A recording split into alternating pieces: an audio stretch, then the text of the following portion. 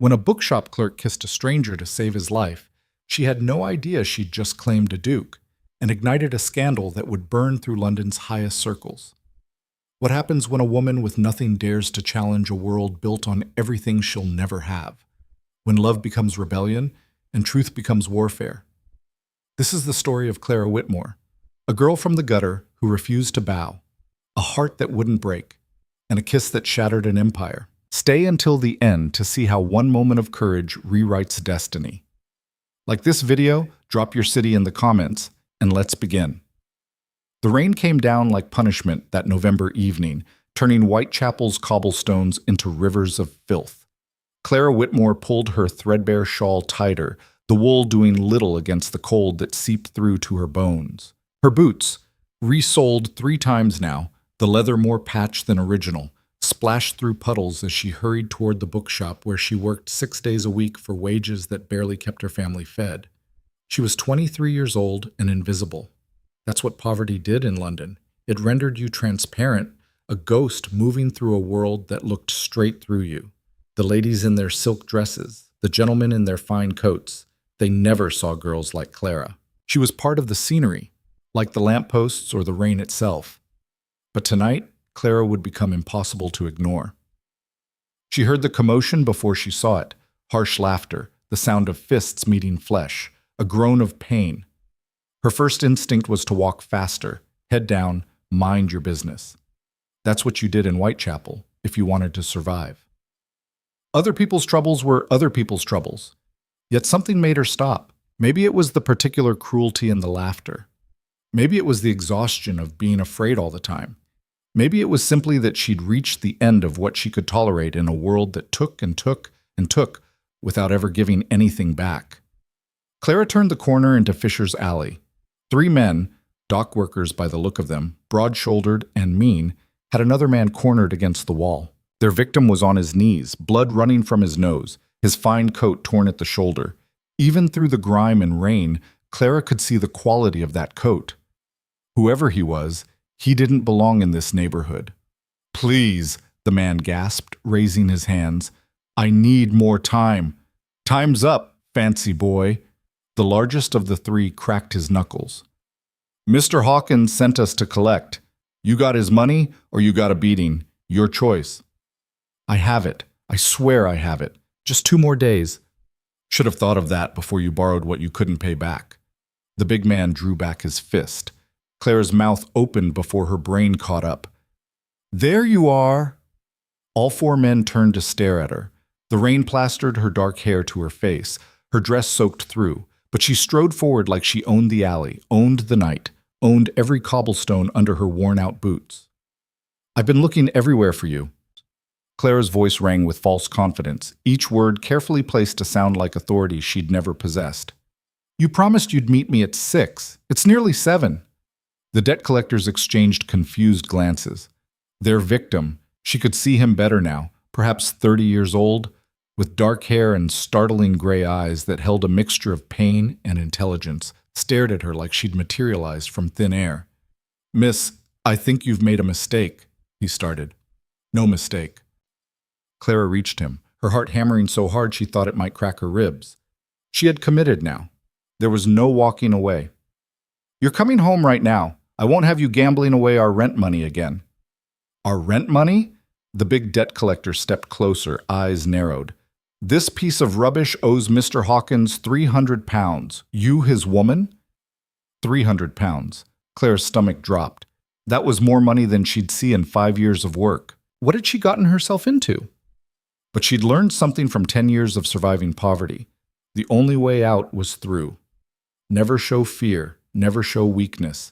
Make them believe the lie before you do. "Was his woman," Clara said sharply. "Not anymore if he keeps this up. How much of that 300 did you lose tonight, you absolute fool?" She slapped the kneeling man across the face. The crack echoed in the alley. His head snapped to the side, and for a moment time seemed to freeze. The rain kept falling. The debt collectors watched, and the man on his knees looked up at Clara with those gray eyes, and something passed between them, a question, an understanding, a leap of faith. He was quick, she'd give him that. He caught on faster than she'd dared hope. "I'm sorry," he said, his cultured accent roughened by pain. "I'm sorry, darling. I swear, this is the last time. That's what you said last month." Clara grabbed him by the collar, hauling him to his feet with strength born of desperation. "Get up, we're going home, and you're going to explain to my father why we can't pay him back the money he lent us." The debt collectors looked at each other, uncertain now. This wasn't how these things usually went. "Hold on." The big one moved to block their path. "I don't care about your domestic troubles.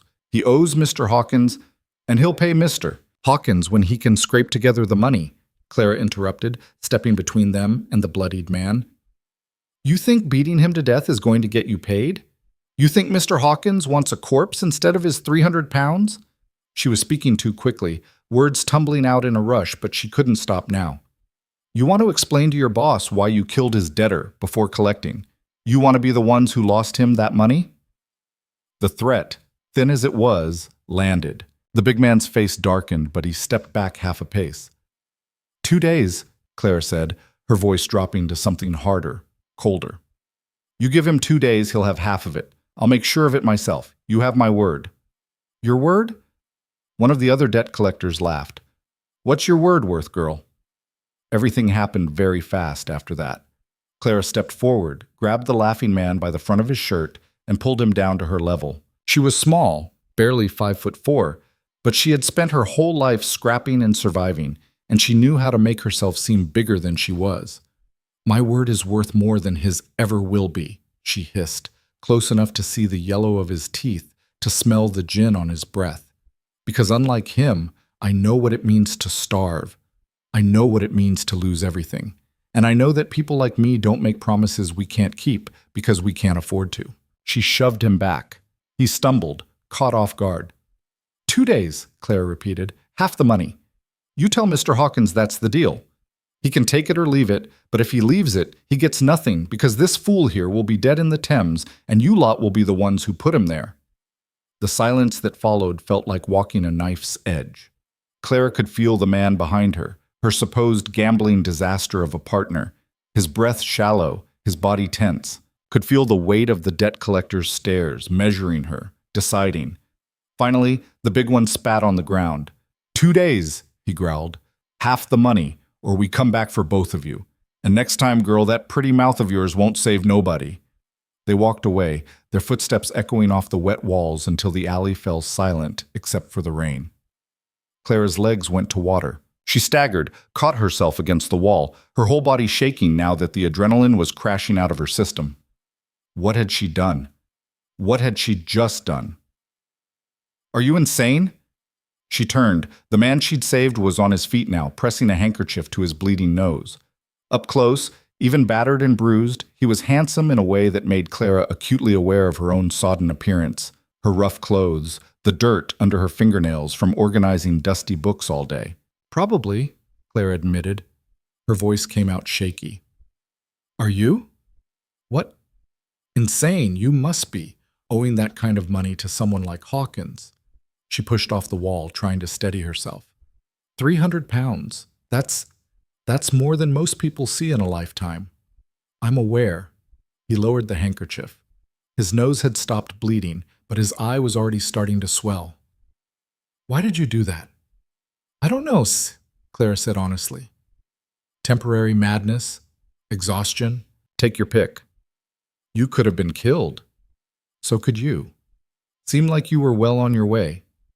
She wrapped her arms around herself, suddenly very cold, very wet, and very aware that she'd just put herself in serious danger for a complete stranger. "You should go. Get somewhere safe. Clean yourself up." "Not until I know your name." "Why?" "Because you just saved my life, and I'd like to know who to thank."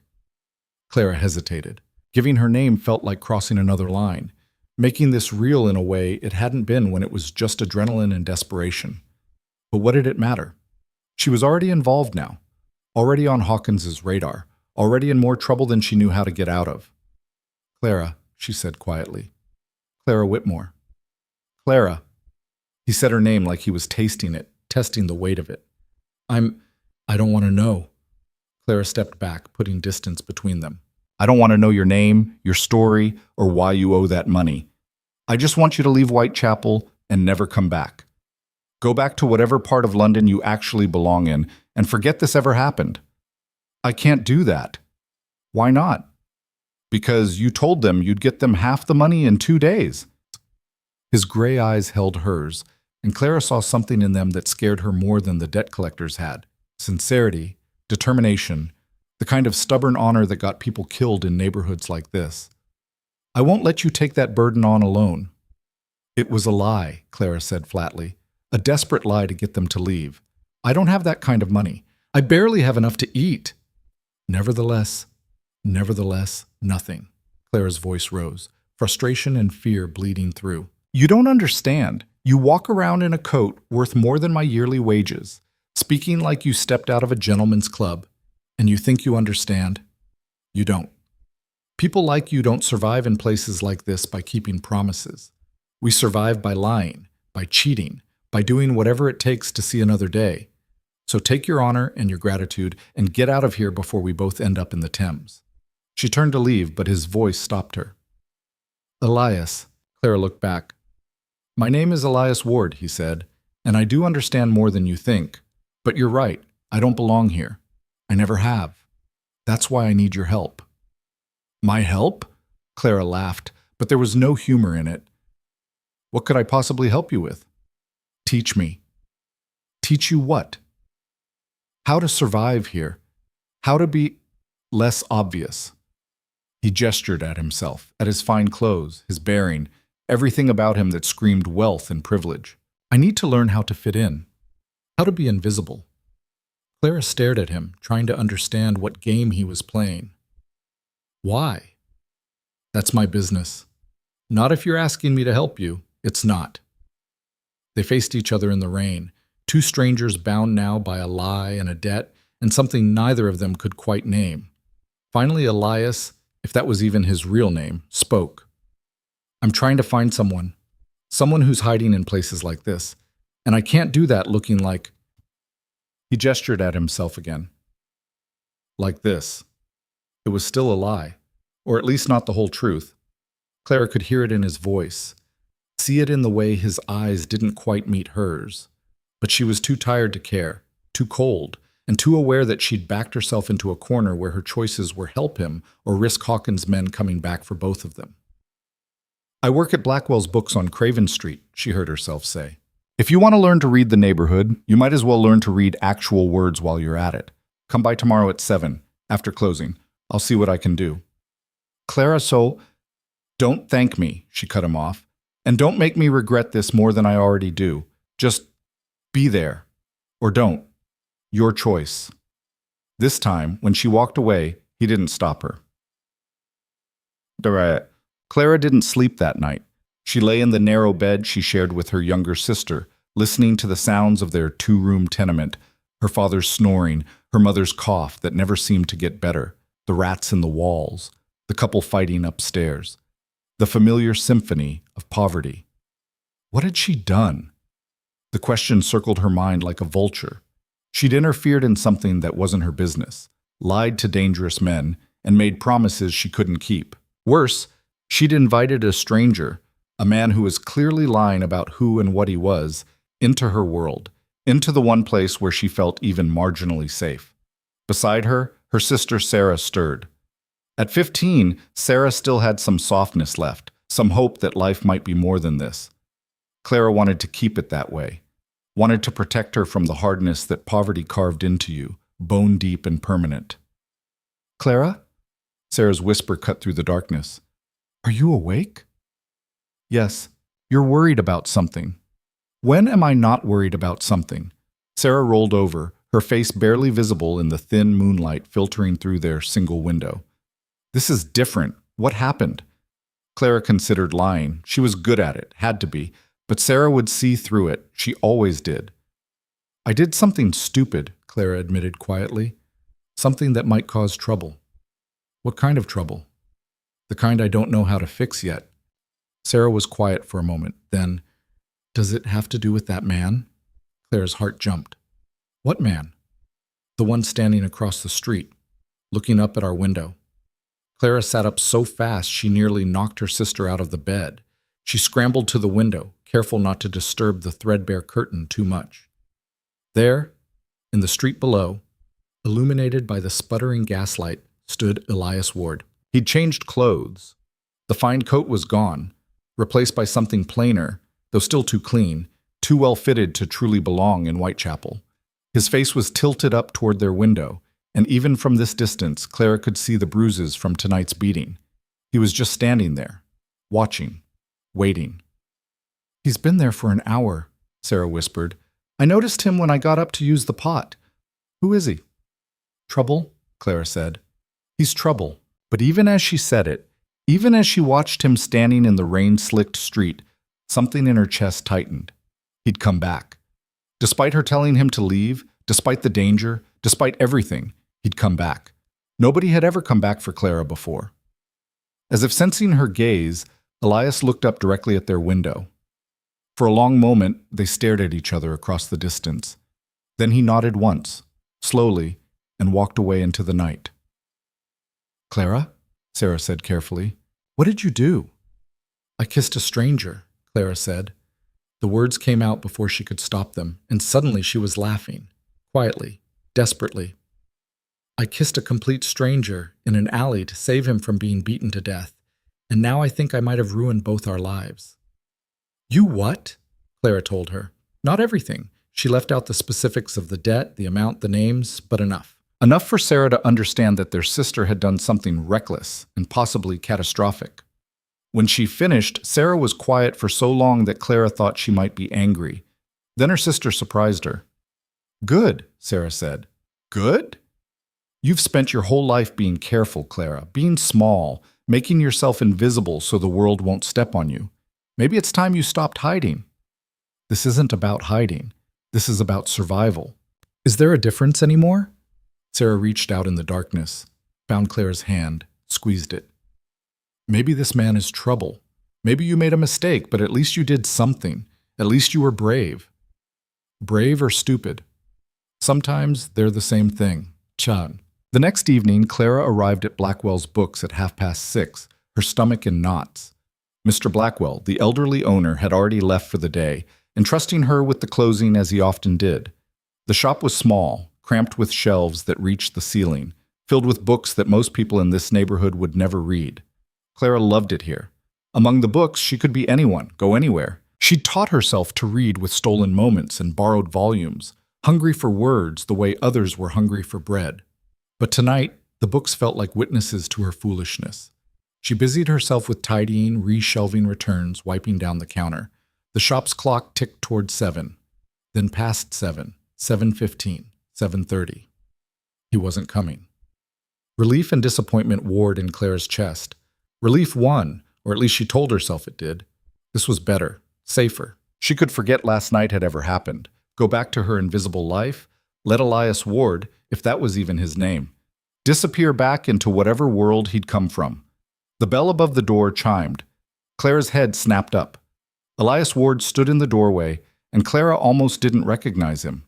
The fine gentleman from last night was gone. In his place stood someone who could almost pass for working class. Rough wool trousers, a plain shirt, a cap pulled low. Almost. But the illusion shattered the moment he moved, the moment he spoke. "I apologize for my lateness," he said, that cultured accent cutting through the air like crystal. "I had difficulty finding appropriate attire." "You look ridiculous," Clara said bluntly. He blinked. "I beg your pardon?" "Those clothes, they're too new, too clean. Nobody in Whitechapel has trousers without patches or stains." She came around the counter, circling him like a general inspecting troops. "Your boots are polished, your hands are soft. You smell like expensive soap, and you stand like you've got a steel rod for a spine. You're working on nothing until you understand that fitting in isn't about the clothes. It's about everything else." Clara reached up. He was tall, she had to stretch, and knocked his cap askew. "There. That's better. Now slouch." "Slouch?" "You heard me. People here don't have the luxury of good posture. We're tired, hungry, bent under the weight of surviving. So slouch." He attempted it. The result was laughable. "You look like you're playing a part in a penny dreadful," Clara said. "Forget it. Let's start with something simpler. Sit. She gestured to one of the 2 chairs she'd placed at a small table near the back of the shop. Elias sat, and Clara noticed he pulled the chair out first, sat down with careful grace, positioned himself like someone used to formal dinners. Wrong, she said. Stand up. Try again. What did I do wrong? Everything. Watch. Clara grabbed the other chair, yanked it out roughly, dropped into it with a graceless thump. That's how normal people sit. We don't glide. We don't arrange ourselves. We collapse because we've been on our feet all day, and our bodies hurt. Understanding flickered in his gray eyes. He stood, tried again. Better, but still too controlled. They spent the next hour on just that, sitting, standing, moving. Clara demonstrated how working people inhabited space differently, moved differently, held themselves differently. Elias was a quick study, she'd give him that. By the end of the hour, he could almost pass, if you didn't look too closely. Now, Clara said, pulling out a worn primer from behind the counter, let's see if you're as good at letters as you are at pretending. She opened the book to a simple passage. Read this. Elias looked at the page, and something shifted in his expression. Amusement? No. Embarrassment. I can read, he said quietly. What? I can read perfectly well. Latin, Greek, French. I don't need... He stopped, seeming to realize he'd said too much. Clara stared at him. Latin, Greek, French. What kind of man who owed money to a Whitechapel loan shark spoke 3 languages? Who are you really? She asked. I told you. Elias Ward. Liar. The word hung between them. Elias met her gaze, and for a moment Clara thought he might tell her the truth. Then he looked away. Everyone lies, Clara, he said softly. You lied to save me last night. I'm lying to save myself now. Does the reason matter? It might. It doesn't. He closed the primer, pushed it back across the table. I need your help learning to survive in Whitechapel, to move through it without attracting attention. That's all you need to know. And the 300 pounds? What about that? I'll handle it. With what money? That's not your concern. Clara laughed bitterly. Not my concern. I'm the one who promised Hawkins's men half of it in 2 days. It's very much my concern. Elias reached into his pocket, pulled out a small leather purse, and placed it on the table between them.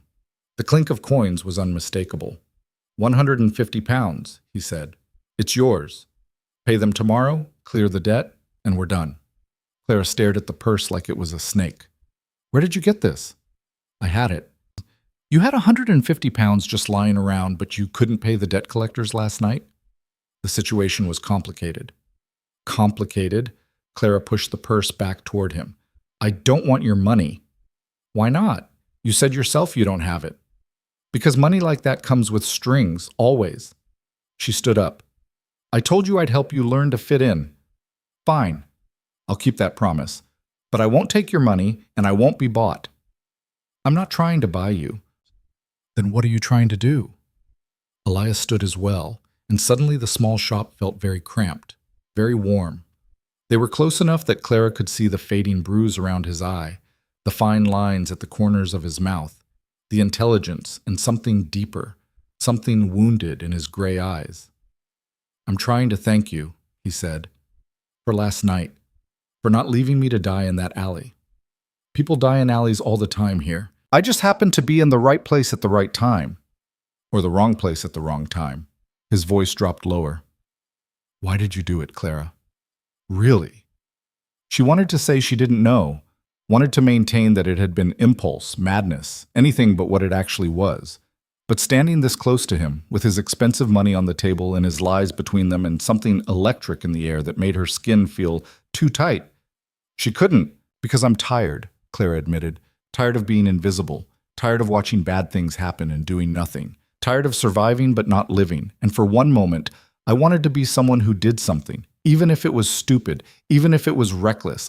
I wanted to matter.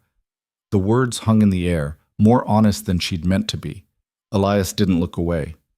You matter, he said, and the simple certainty in his voice made Clara's throat tight. You mattered the moment you stepped into that alley. You mattered when you lied to dangerous men to save a stranger.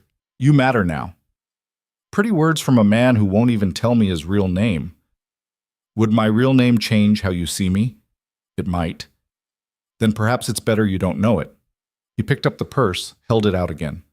Please, take it. If not as payment, then as insurance. Those men will come back, and when they do, you need to be able to give them something.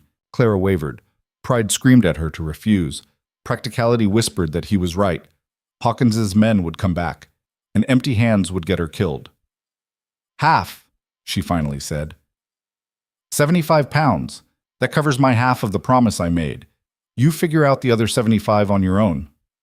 Clara, come. Those are my terms. Take them or leave them. A smile tugged at the corner of his mouth. Has anyone ever told you you're remarkably stubborn? Daily, usually not as a compliment. He counted out exactly 75 pounds, returned the rest to his pocket. Clara took the money with shaking hands, unable to quite believe she was holding more wealth than she'd seen in her entire life. Same time tomorrow? Elias asked. Why? Because I still need to learn how to be invisible. And because, he hesitated, because I'd like to see you again. There it was, the thing neither of them had said but both had felt since the moment he walked into the shop. The pull, the connection, the dangerous possibility hanging between them. This is a bad idea, Clara said. Most good things are. I don't even know you. Then get to know me. Isn't that what these lessons are for? Clara should have said no. Should have taken the money, paid off Hawkins, and never seen Elias Ward again. Should have protected herself the way she always had. By keeping everyone at arm's length, by trusting no one, by surviving alone. Instead, she heard herself say, same time tomorrow. Don't be late. His smile was worth more than 75 pounds. Worth more than safety. Worth, Clara feared, more than her common sense. I wouldn't dream of it, Elias said, and tipped his cap to her like a gentleman. The gesture so natural he probably didn't even realize he'd done it. After he left, Clara locked up the shop and walked home through the dark streets of Whitechapel, clutching 75 pounds against her chest and wondering what she'd just started. In the shadows of Fisher's Alley, she passed the place where she'd kissed a stranger. The rain had washed away the blood, but the memory remained, the feel of his lips against hers, the lie that had saved him, the moment her life had tilted off its axis into something new and terrifying and alive. For the first time in years, Clara Whitmore wasn't invisible, and she had no idea if that would save her or destroy her. The next morning, Clara woke to find her mother sitting at their battered kitchen table, counting the 75 pounds for the third time. Clara Elizabeth Whitmore. Her mother's voice was quiet, which was worse than shouting. Where did you get this money? Clara had known this moment would come, had prepared a story. Half truth, half lie, the kind that might hold up under scrutiny. But looking at her mother's face, worn down by years of washing other people's laundry, by coughing fits that came more frequently now, by the constant fear of not having enough, Clara found she couldn't do it. I helped someone, she said simply, and they paid me for it. Help them how? Does it matter? Her mother set down the coins with deliberate care. It matters if you sold yourself for it. The accusation hit like a slap. Clara felt Sarah stiffen on the bed behind her, felt her father pause in the doorway where he'd been lacing his boots for another day at the docks. I didn't, Clara said, her voice hard. I lied to some debt collectors.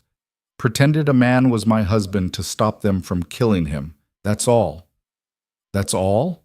Her mother's laugh was bitter. You interfered with men like that, and you think there won't be consequences? There are always consequences. I chose to face them.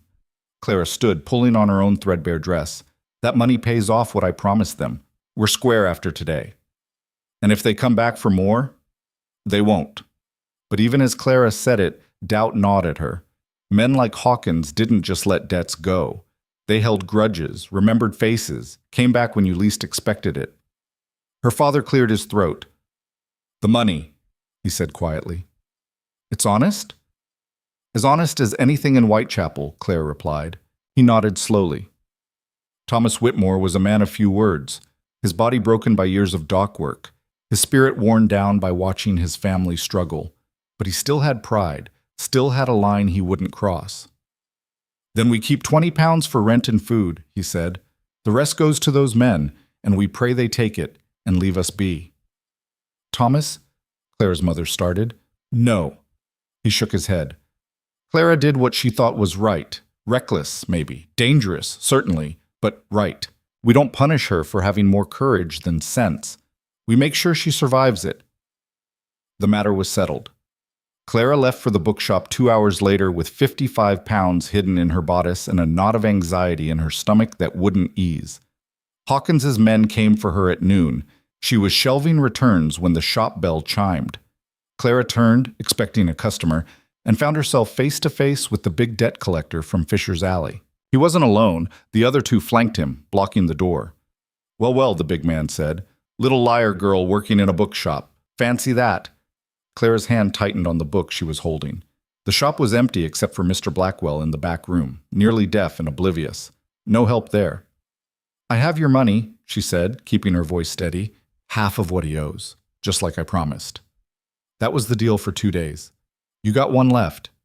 I'm giving it to you now, early." Clara reached into her bodice, pulled out the coins, set them on the counter. 55 pounds. Count it if you want.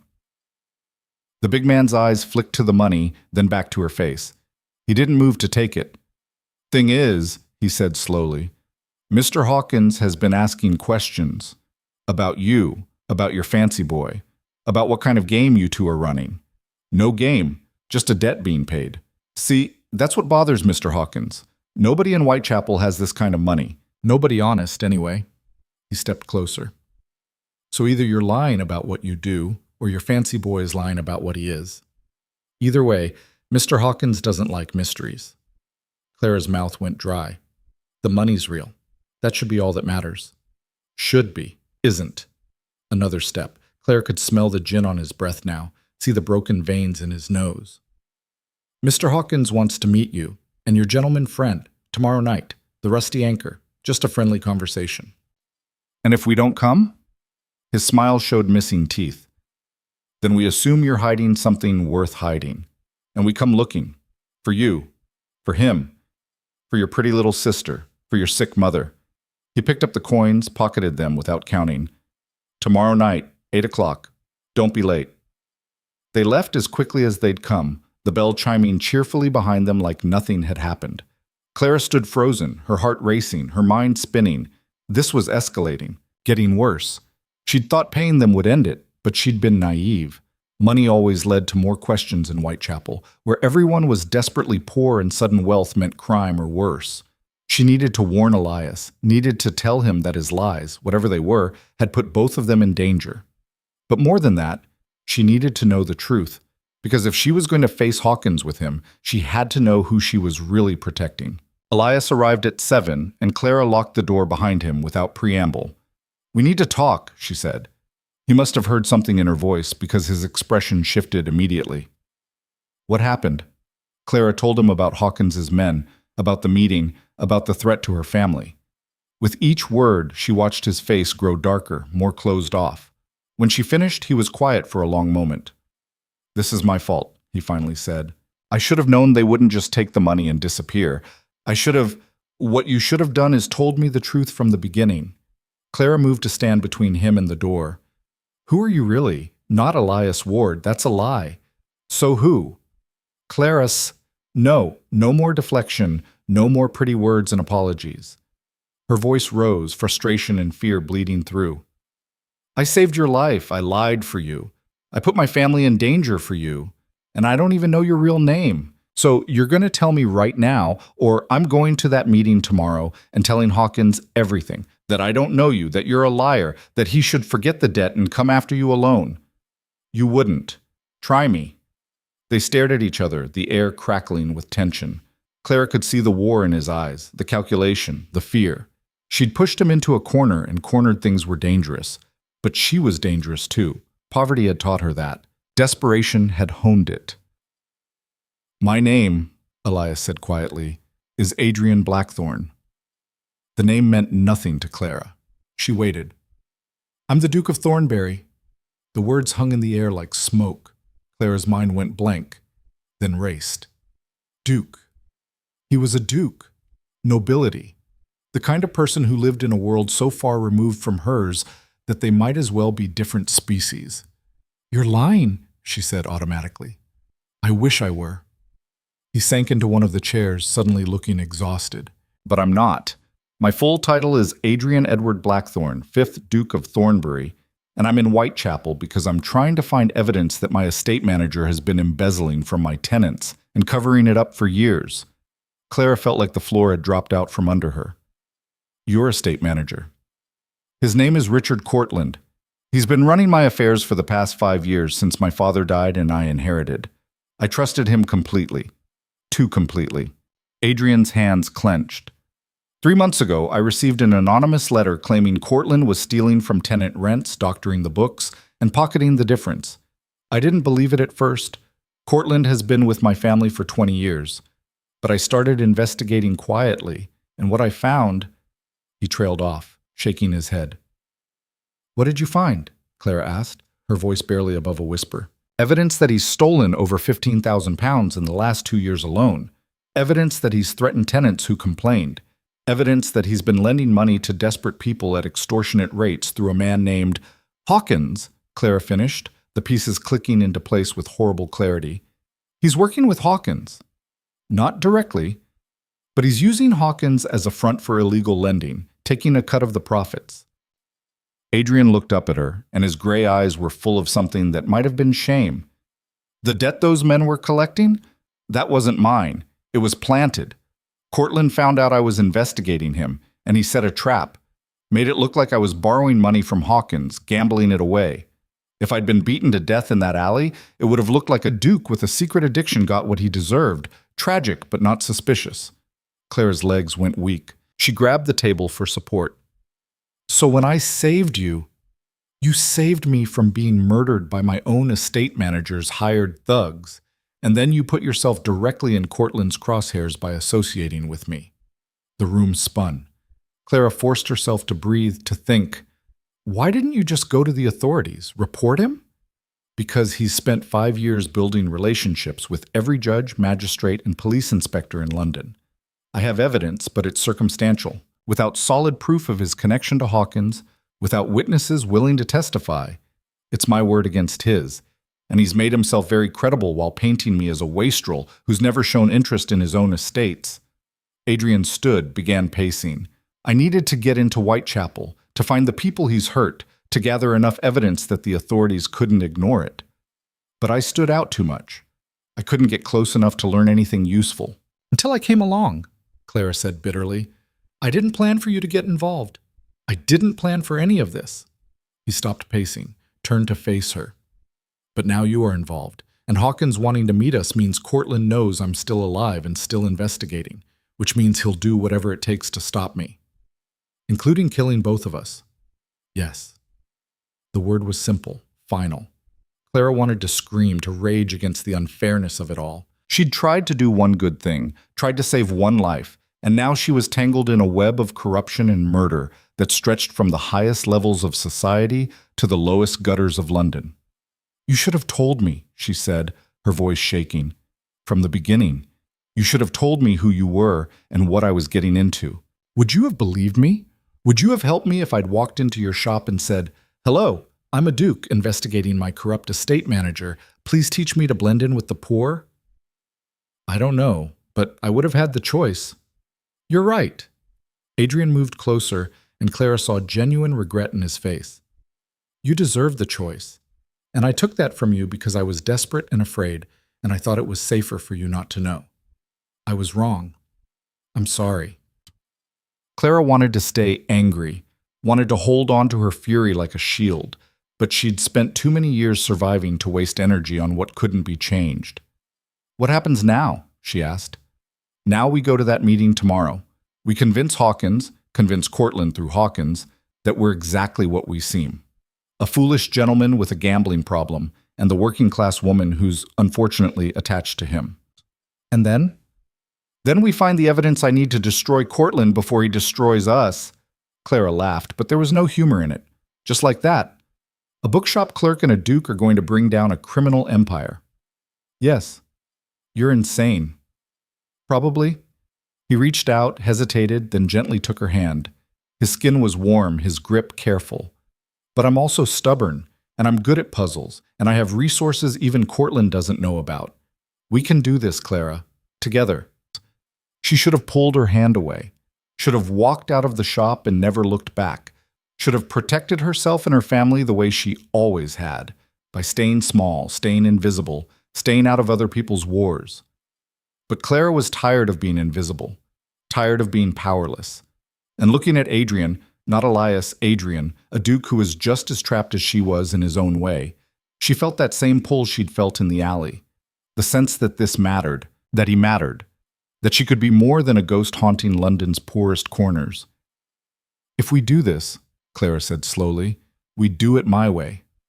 No more lies between us. No more secrets.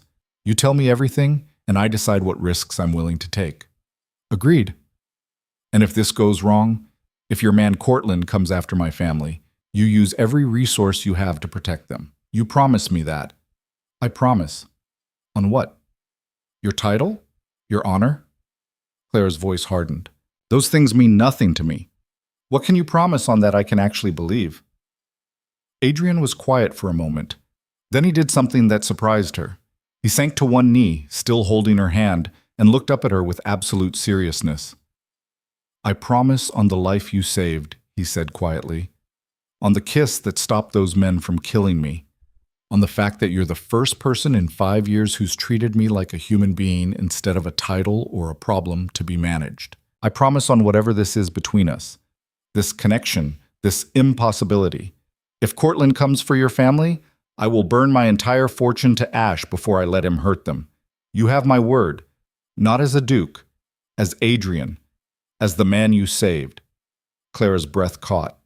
This close, she could see the bruises had faded from his face, could see the intelligence and determination and something deeper in his eyes. Something that scared her because it looked like the same thing she felt. This dangerous, impossible pull toward each other, despite every reason to run. "Get up," she said, her voice rough. "You look ridiculous."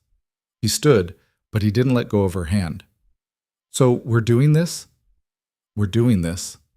Clara squeezed his fingers once, then pulled away.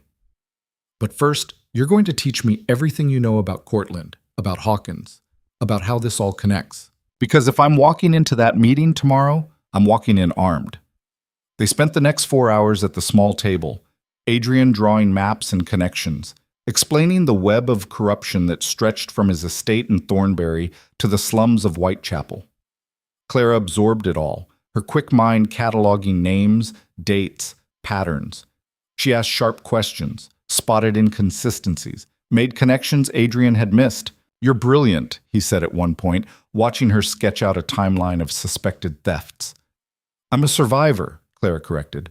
"I've spent my whole life watching people, learning to read them, figuring out how systems work so I can navigate them. This is just a different kind of system." "Still brilliant."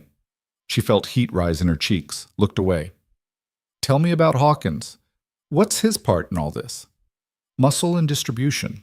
Cortland needs someone to handle the ugly side of the business, collecting debts, threatening people, making problems disappear. Hawkins provides that. In return, he gets a cut of the profits and protection from the law." "How do you know all this if you don't have proof?" "I have some proof, financial records that don't quite add up. Testimony from 2 tenants who were brave enough to talk to me before they suddenly changed their stories and left town." Adrian's jaw tightened. "And I have a ledger, or I had one. Cortland kept detailed records of every transaction, every loan, every payoff. I managed to copy 3 pages before he realized someone had been in his office." "Where are they?" "Hidden. Somewhere Cortland can't find them, even if he tears London apart looking." Clara studied him. "You don't trust me with the location." "I don't trust anyone with the location. Not because I doubt you, but because if Cortland gets hold of you, I don't want you to have information he can torture out of you."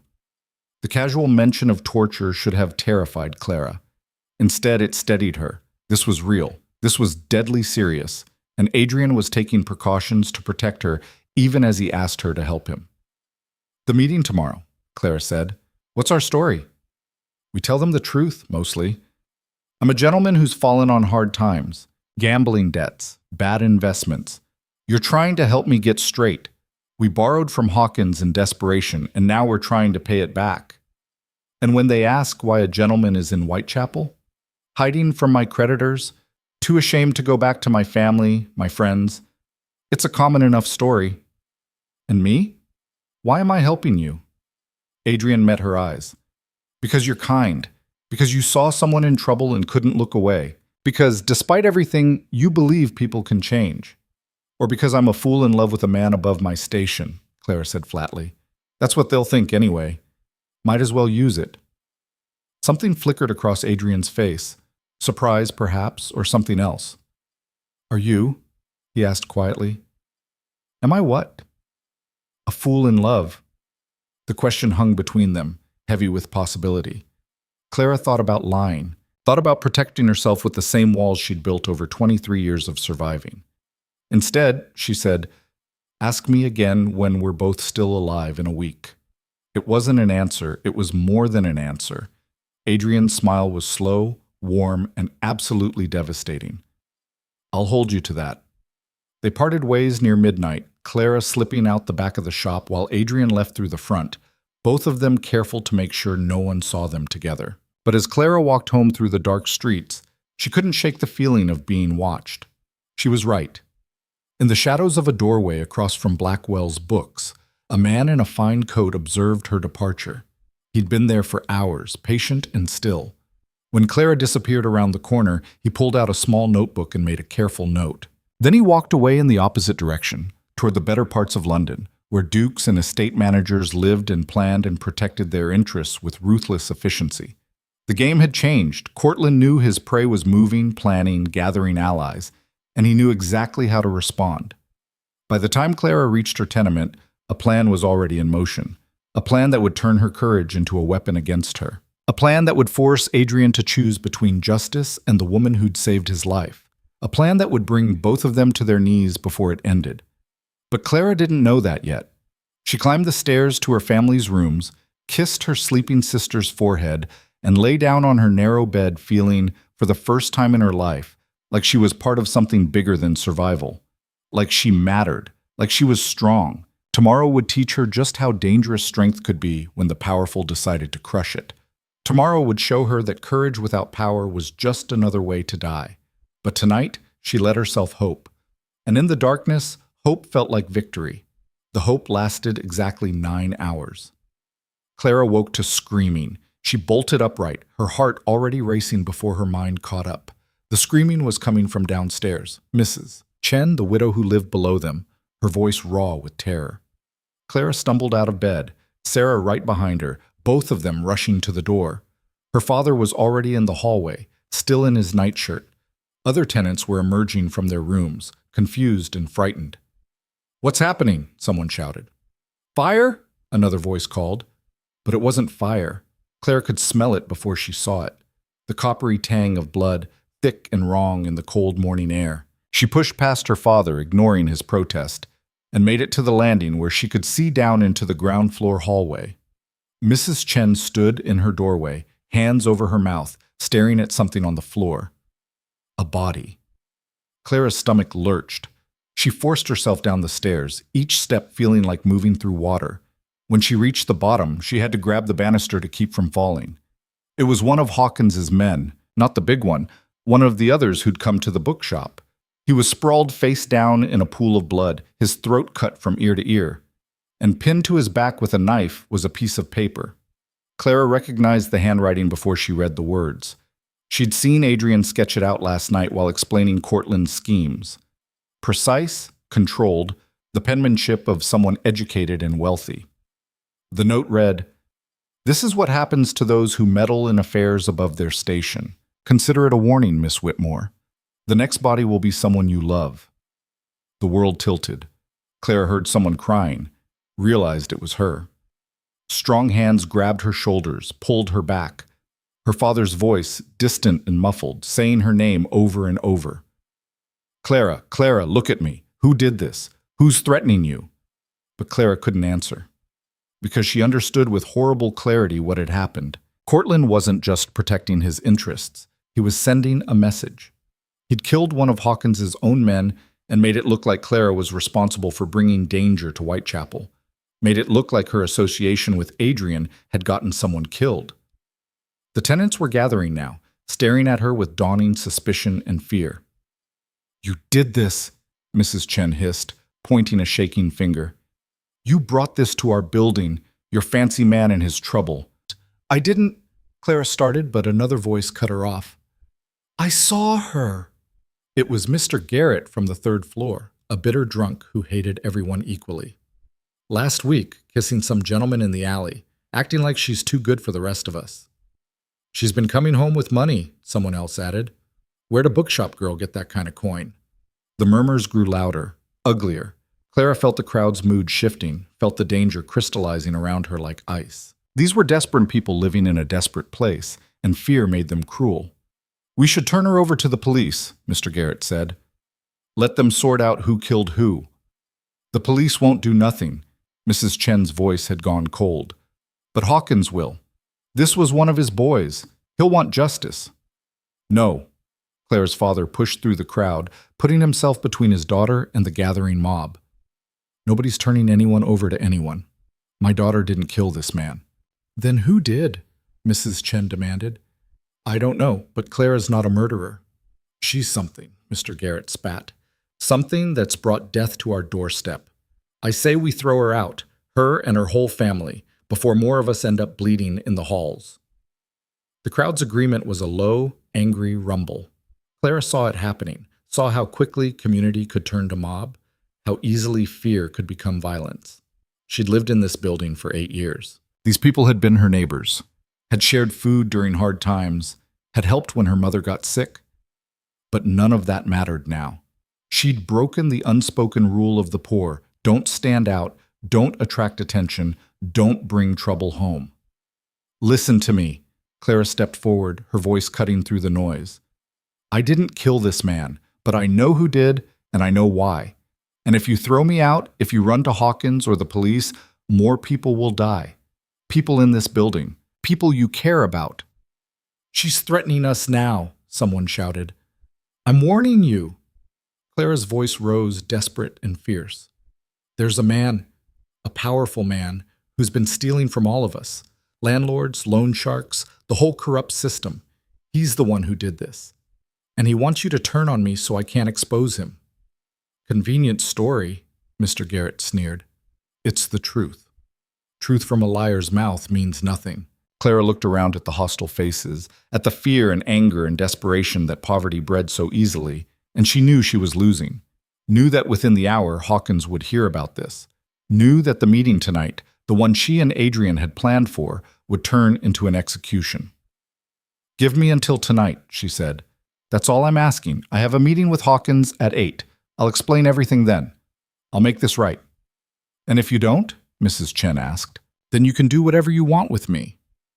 The crowd's anger hadn't dissipated, but it had been redirected into waiting. They dispersed slowly, throwing dark looks over their shoulders. Only when the last of them had gone did Clara's father grip her arm, hard enough to hurt. "Inside," he said quietly. "Now." The next hour was brutal. Clara told her parents everything, about Adrian, about Cortland, about the web of corruption they'd stumbled into.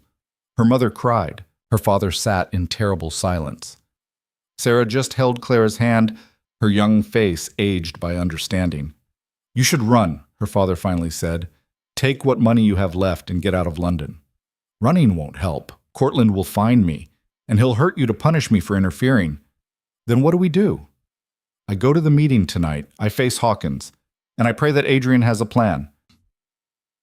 But when Clara arrived at the bookshop at noon, it felt impossible that the shop would still be open, that life would continue normally while her world burned. She found not Adrian waiting for her, but a letter. "Clara, Cortland knows everything. He's moved up his timeline. By tonight, he'll have convinced Hawkins that you and I murdered his man to avoid paying the debt. He'll use that to justify whatever he does to us next. I have one chance to stop this. I'm going to confront Cortland directly, at his office, with the evidence I have. It's not enough to convict him legally, but it might be enough to force him to back off if I threaten to go public. Don't go to the meeting tonight. It's a trap. Take your family and hide. I've arranged for a safe house. The address is below. Mrs. Pemberton will let you in if you give her my name. I'm sorry. For all of this. For putting you in danger. For not being stronger, smarter, better. If this works, I'll find you. If it doesn't, at least you'll be safe. The address was in a decent part of London, far from Whitechapel. Far from everything Clara knew. She read the letter 3 times, each time her anger growing.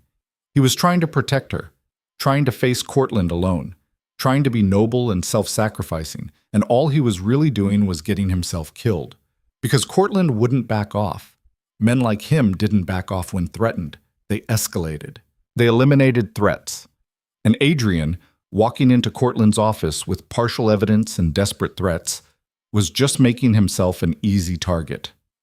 Clara had 2 choices. She could do what Adrian asked, hide, stay safe, let him face this alone. Or she could do what she'd done in that alley, refuse to stand by while someone she cared about walked into danger. The decision took approximately 3 seconds. She locked up the shop, left a note for Mr. Blackwell claiming a family emergency, and headed for Cortland's office. If Adrian was walking into a trap, he wasn't doing it alone.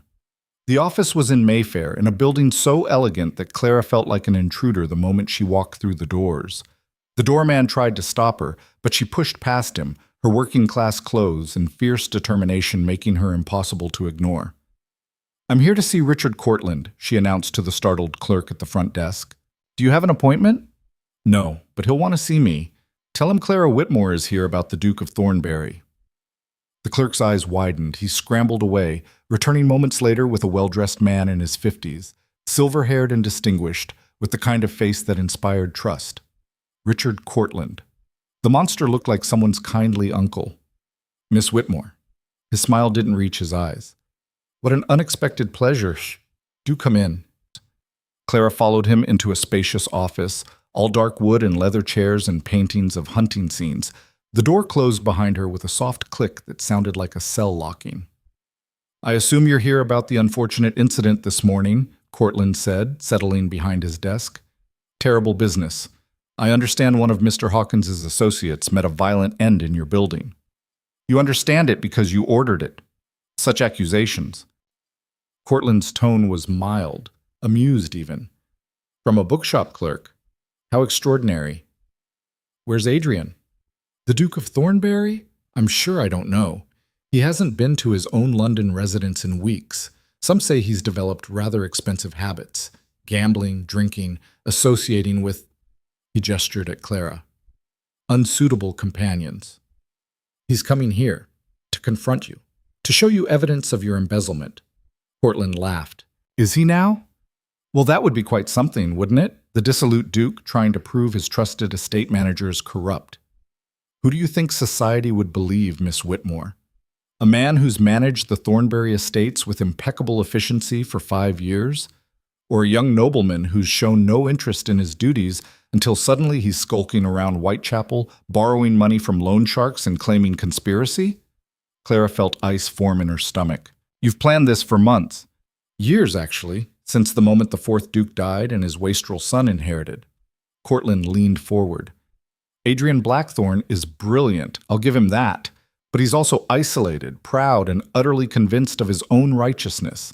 It made him easy to manipulate, easy to discredit, and now, thanks to you, easy to eliminate." "What do you mean, thanks to me?" "You gave me the perfect narrative. The noble Duke, trying to redeem himself, falls in love with a working girl. She leads him deeper into vice, into debt, into desperation. When he finally realizes she's been using him, he confronts her. There's a struggle. Both of them end up dead, a tragic murder-suicide." Clara's blood went cold. "Adrian will never believe I turned on him. He won't have to believe it. He'll be dead." Cortland stood, moved to the window. "He should be here any moment now. I sent him a message this morning claiming I wanted to negotiate, that I was willing to let the matter drop if he agreed to certain terms. He's desperate enough to believe it." "You're insane." "I'm practical. The Thornbury estates are worth a fortune. With Adrian dead and no direct heir, control will fall to me as executor until a distant cousin can be found. That could take years. Years of access to wealth you can't even imagine." Clara's mind raced. She needed to warn Adrian. Needed to get out of this office and find him before he walked into Cortland's trap.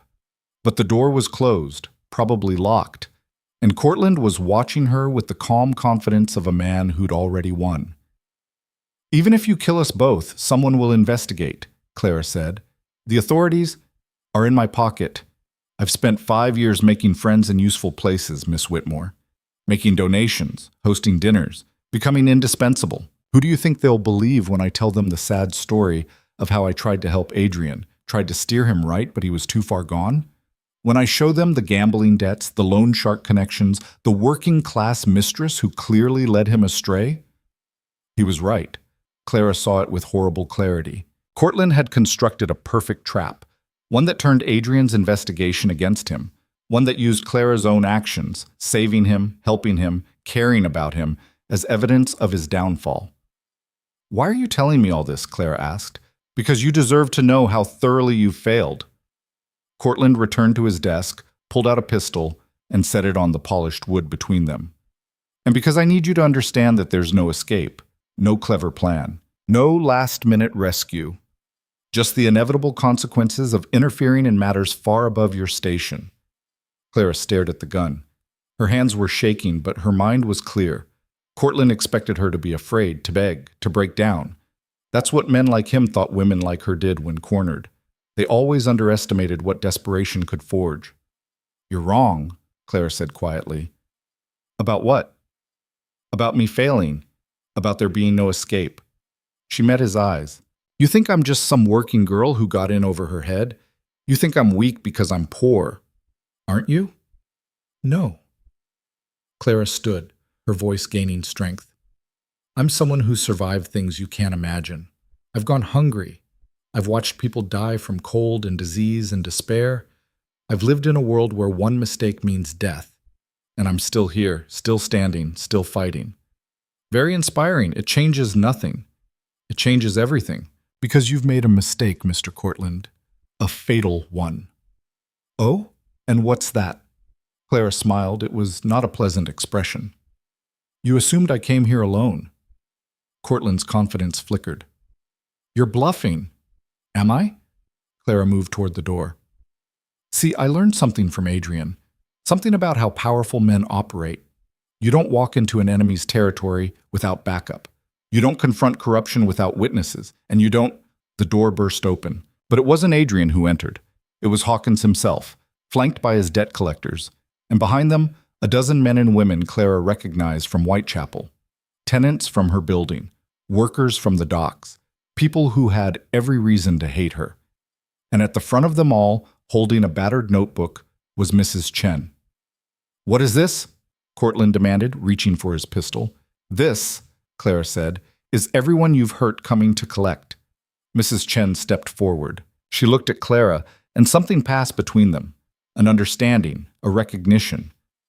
"I didn't believe you this morning," the widow said. "Thought you were lying to save your skin. But then I got to thinking about my husband, about how he borrowed money 5 years ago for medicine, about how the debt never seemed to get smaller no matter how much we paid, about how the man who came to collect called himself Mr. Cortland's associate." She threw the notebook on Cortland's desk. It was old, stained, filled with cramped handwriting. "My husband kept records," Mrs. Chen continued. "Every payment, every threat, every time they came and took more than they were owed. I found it after he died. Never knew what to do with it, until this morning, when you tried to make us turn on the one person brave enough to fight back." Hawkins picked up the notebook, flipped through it. His face went dark. "You told me you were a legitimate businessman," he said to Cortland. "You told me the Duke owed money fair and square. This is absurd. This is evidence." Adrian's voice cut through the room. He pushed through the crowd, his face bruised. Someone had hit him recently, but his eyes fierce. "Evidence that you've been running an illegal lending operation through Hawkins. Evidence that you've stolen from my tenants, from working people who had nothing. Evidence that you killed one of Hawkins's own men to frame me." "You can't prove that," Cortland said, but his hand was inching toward the pistol. "Actually, I can." Adrian pulled a sheaf of papers from his coat. "Because I didn't come to negotiate, Cortland. I came to serve you with a warrant. Signed by Magistrate Williams this morning after I showed him 3 years of financial records proving systematic theft from the Thornberry estates.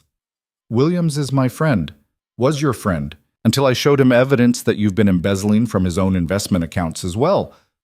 Adrian's smile was sharp as a blade. Turns out loyalty only goes so far when a man realizes he's been robbed blind. Cortland lunged for the pistol, but Clara was faster. She grabbed the heavy crystal paperweight from his desk and brought it down on his hand with all her strength. The crack of breaking bone was followed by Cortland's scream. The pistol clattered to the floor. Hawkins kicked it away. "You'll pay for this," Cortland gasped, cradling his shattered hand. "All of you. I have connections, power. You have nothing." Adrian's voice was cold. "By tonight, every newspaper in London will have the story. The estate manager who stole from a duke, who preyed on the poor, who murdered to cover his crimes. Your connections won't save you. Your power is gone. And you're going to spend the rest of your life in prison." The authorities came 20 minutes later, real authorities this time, not Cortland's bought men. They took him away still shouting threats, still insisting this was all a misunderstanding. The crowd from Whitechapel watched him go with grim satisfaction. When the office finally emptied, only Clara, Adrian, and Hawkins remained. "You set me up," Hawkins said to Adrian, but there was no anger in his voice, just resignation. "I gave you a choice," Adrian corrected. "Work with me to bring down the man who's been using you, or go down with him. You chose wisely. The lending operation is done. You shut it down, you return what money you can to the people you've hurt, and you find a new line of work. Do that, and I don't press charges against you." Hawkins nodded slowly. He looked at Clara. "You're either very brave or very stupid, girl." "Both," Clara said. "Definitely both." When Hawkins left, Clara and Adrian stood alone in the wreckage of Cortland's office. The adrenaline was draining away, leaving Clara shaky and exhausted. "How did you know I'd come here?" she asked. "I didn't. I hoped you'd stay safe like I asked." Adrian moved closer.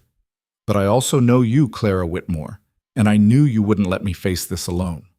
You planned all of it. The meeting with Cortland, the warrant, bringing the witnesses. I planned some of it. You brought Mrs. Chen and the others. That was you." He reached out, gently touched her face. "You convinced them to trust you, to fight back, to believe that people like us could win against people like Cortland. That was all you." Clara felt tears burning her eyes. "People like us? People who refuse to bow, who see injustice and can't look away, who risk everything for what's right."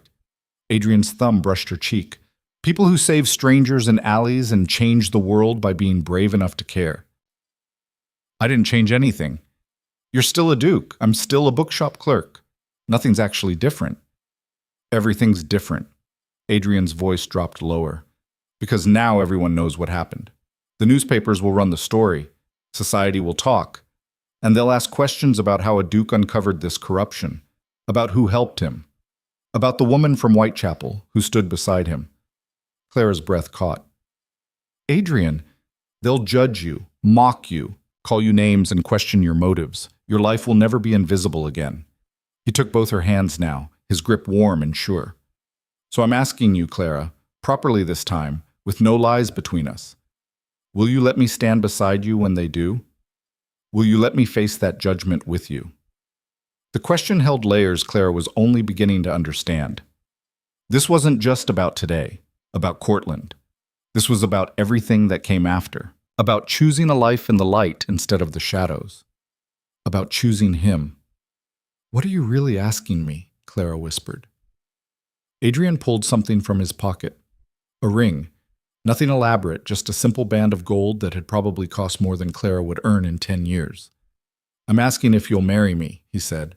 "Not because I'm grateful, not because I owe you, but because somewhere between that alley and this moment, I fell in love with the bravest, most stubborn, most remarkable woman I've ever met, and I don't want to face another day without her." The world seemed to stop. Clara looked at the ring, at Adrian's face, at the future crystallizing before her, terrifying and impossible and real. "Say yes," he said quietly. "Be my duchess. Be my partner. Be the woman who remade a world that tried to keep us apart." Clara thought about her family, about Whitechapel, about every reason this was insane.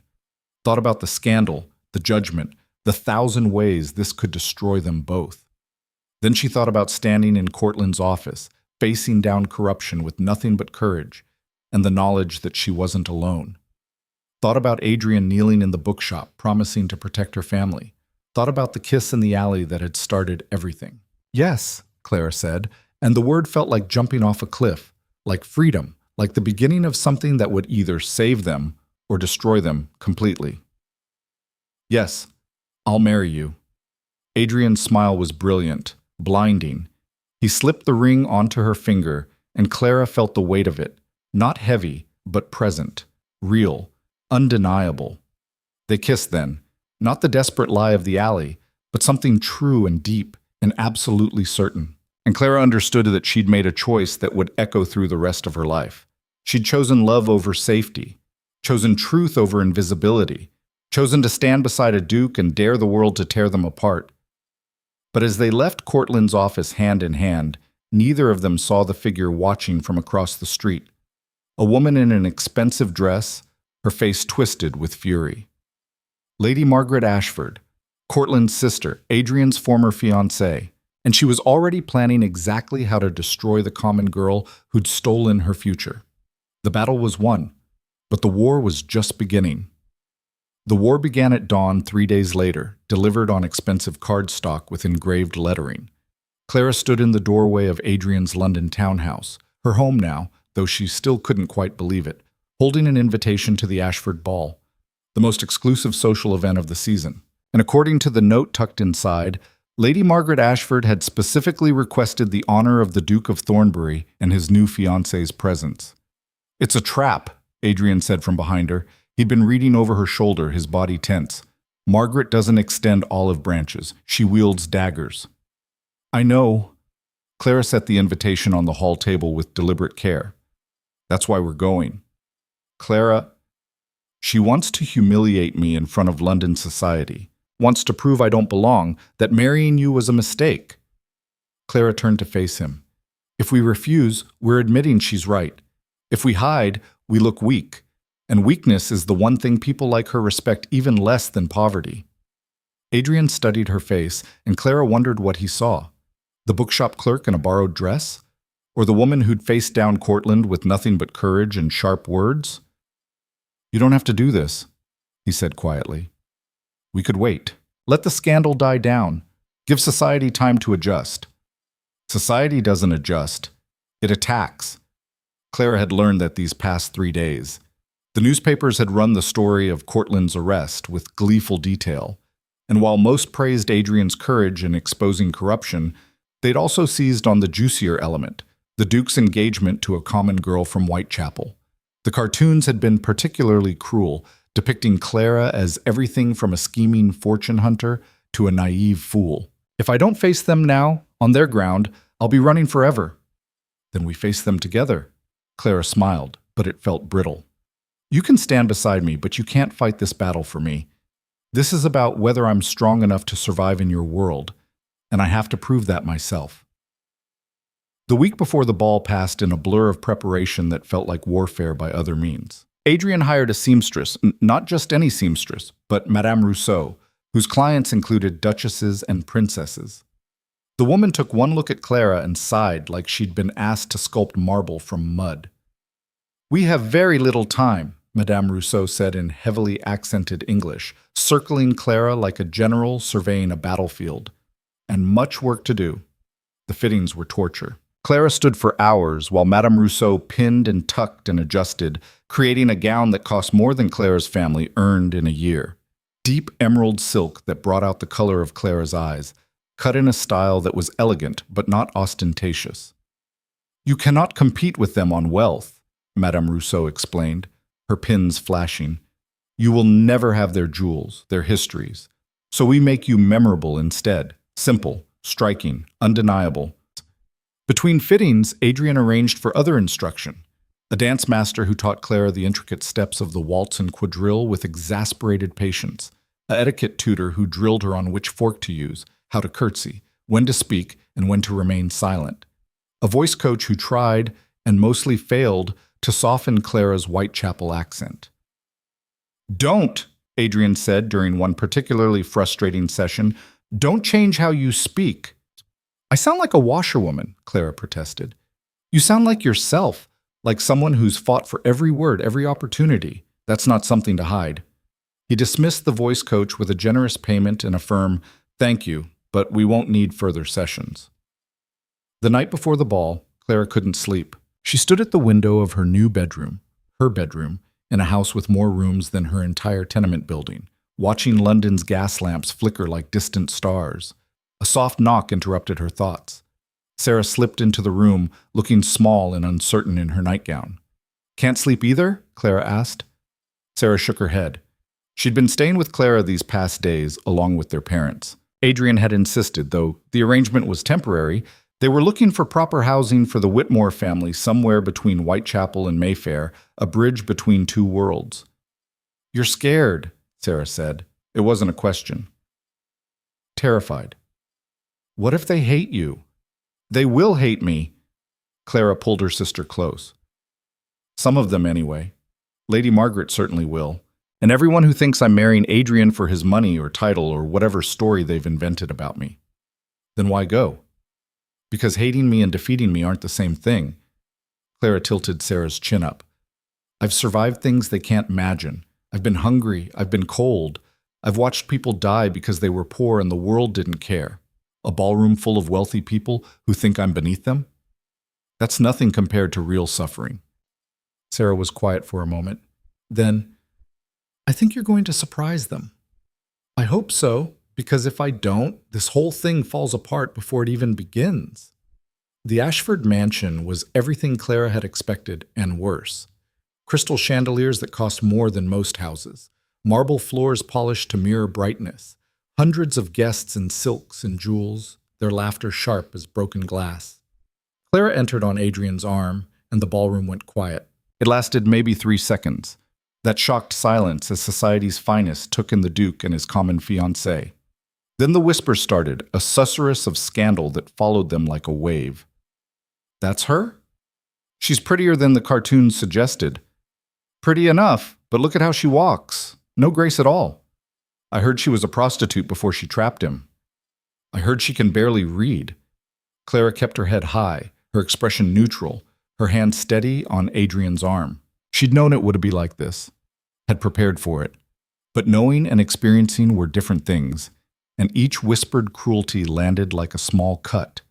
"Ignore them," Adrian murmured. "I am ignoring them. Doesn't mean I can't hear them." They made it halfway across the ballroom before Lady Margaret Ashford materialized in front of them like a beautiful serpent. She was stunning, blonde hair perfectly coiffed, sapphires at her throat, a dress that probably cost more than Clara's gown and every item of clothing she'd ever owned combined. "Adrian."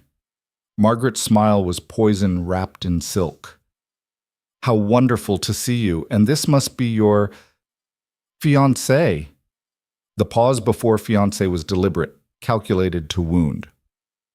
"Lady Margaret," Adrian's voice was cool. "Thank you for the invitation. May I present Miss Clara Whitmore?" Clara executed the curtsy Madame Rousseau had drilled into her. Not too deep, she wasn't a servant. Not too shallow, she wasn't trying to insult. Just right, perfectly calibrated to acknowledge Margaret's status without appearing subservient. "Miss Whitmore?" Margaret's eyes raked over Clara like she was examining a questionable piece of furniture. "What an unusual situation.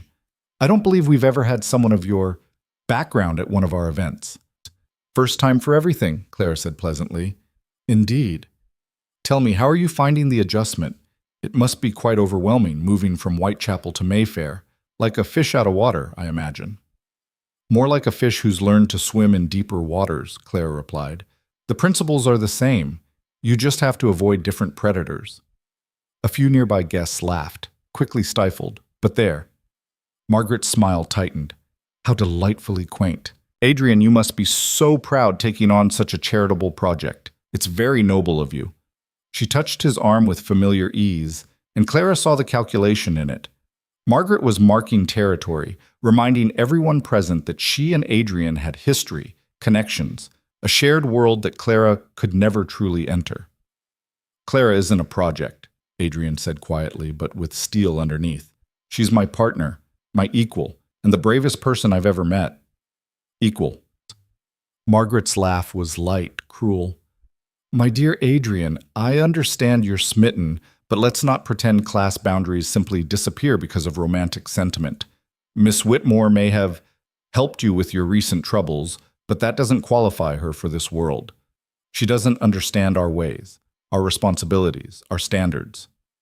You're right, Clara said before Adrian could respond. I don't understand a lot of things about your world. Margaret's triumph was visible. Well, at least you're honest. I don't understand how you can wear jewels worth thousands of pounds while children starve in the streets. I don't understand how you can throw parties that cost more than most people earn in a lifetime and sleep peacefully at night. I don't understand how you can look at suffering and think the problem is that the sufferers aren't trying hard enough. Clara's voice remained calm, conversational even, but every word was a blade. So you're absolutely right, Lady Margaret. I don't understand your standards, because from where I'm standing, they look like cruelty dressed up as refinement. The silence that fell was absolute. Margaret's face had gone white, then red. Around them, guests stared with open fascination. This wasn't how these confrontations usually went. The working-class interloper was supposed to be cowed, intimidated, put in her place with a few cutting remarks. Clara had just declared war instead. How dare you, Margaret whispered. How dare I what? Speak honestly. Point out that your privilege comes at other people's expense. Clara stepped closer, and despite being several inches shorter, she somehow seemed taller than the aristocrat. You invited me here to humiliate me, to prove I don't belong. And you're right. I don't belong in a world that values appearance over substance, that measures worth in pounds and pedigree instead of character and courage. But I'm here anyway, because Adrian asked me to be. And because someone needs to stand up and say that maybe, just maybe, your world standards are the ones that need changing. This is outrageous, Margaret hissed. Adrian, are you going to let her speak to me this way?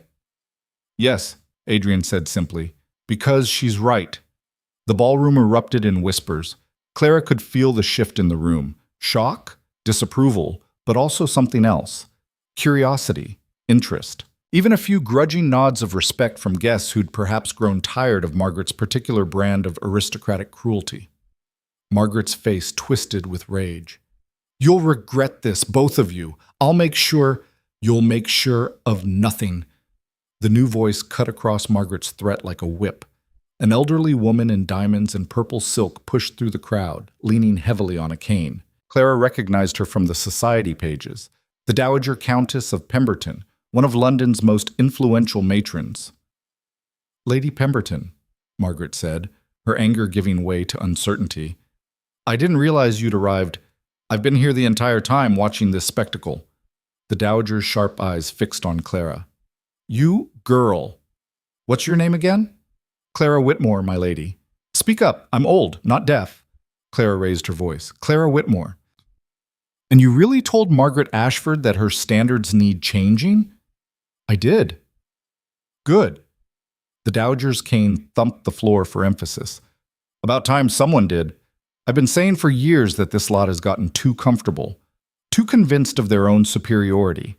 Margaret, your mother was a merchant's daughter before she married your father. Don't pretend you've forgotten. Margaret looked like she'd been slapped. That was different. It was exactly the same. The only difference is time and enough money to make people forget where you came from. The Dowager turned back to Clara. You've got spine, girl, and you're not wrong about the hypocrisy, though you could have been more tactful. I could have, Clara agreed, but tact is a luxury, and I've never been able to afford much luxury. The Dowager laughed, a sharp bark of genuine amusement. I like her, Thornberry. She's got more fire than half the insipid debutantes I've suffered through this season. Marry her quickly before someone sensible talks her out of it. I intend to, Lady Pemberton. Good. Now then, Miss Whitmore, if you're going to join our world, you might as well learn how it actually works. Dance with me. Clara blinked. I beg your pardon? You heard me. I may be 73, but I can still manage a waltz, and I want to talk to you without this pack of vultures listening in. The Dowager held out her hand imperiously. Clara glanced at Adrian. He nodded, looking as surprised as she felt. The orchestra was playing and couples were already taking the floor. Clara let the dowager lead her into the dance, acutely aware of every eye in the ballroom following them. "You've made quite an entrance," the dowager said as they began to move. "Margaret will hate you forever now. She already hated me." "True, but now she fears you as well. That's more useful." The dowager's grip was surprisingly strong. "Tell me something, Miss Whitmore. Why did you really agree to marry Thornbury?" "Because I love him." Convenient answer. Honest answer. Clara met the older woman's penetrating gaze. "I know what people think, that I'm after his money or his title, but I had both offered to me with no strings attached. He tried to pay me off, tried to set me up comfortably so I'd be safe without him. I refused, because what I want isn't what he can give me. It's who he is, and who I can be when I'm with him." The dowager was quiet for several measures, then, "You're either a romantic fool or the cleverest woman I've met in decades. Can I be both?" "Ha! Yes, I suppose you can." The dowager's expression softened slightly. "I'm going to tell you something, girl. This world you're entering, it will try to break you. It will mock you, test you, push you until you either conform or shatter. The ones who survive are the ones who remember why they're fighting in the first place. I won't forget. See that you don't, because Thornbury needs someone who won't break, someone who'll push back when he's wrong, stand beside him when he's right, and refuse to let society's expectations dictate what's possible." The dowager's cane thumped in rhythm with the music. "Do you know why I'm helping you? No? Because 40 years ago I was you, a merchant's daughter who married an earl and spent decades proving I belonged. I know what it costs. And I know that if people like us don't help each other, this whole rotten system stays exactly as it is." She paused. "Also, I've always despised Margaret Ashford. Watching you put her in her place was the most entertainment I've had in months." Despite everything, Clara laughed. The sound felt foreign in this elegant ballroom, too real and unpolished. But the dowager laughed too, and suddenly the dance didn't feel like a test anymore. It felt like possibility. When the waltz ended, the dowager patted Clara's hand. "You'll do, Miss Whitmore. You'll do nicely. Now go rescue your duke. He looks like he's about to murder Lord Hastings for whatever tedious thing the man is saying." Clara found Adrian trapped in conversation with a pompous earl who was expounding on the proper management of estates. The moment he saw Clara approaching, relief flooded his face. "Excuse me, Lord Hastings," he said, taking Clara's hand. "My fiancé and I have an announcement to make." "What announcement?" Clara whispered as he led her toward the center of the ballroom. "Trust me." Adrian signaled the orchestra, which fell silent. The conversation in the ballroom died away as everyone turned to look at them. "Ladies and gentlemen," Adrian said, his voice carrying across the room with aristocratic authority, "thank you for your attention.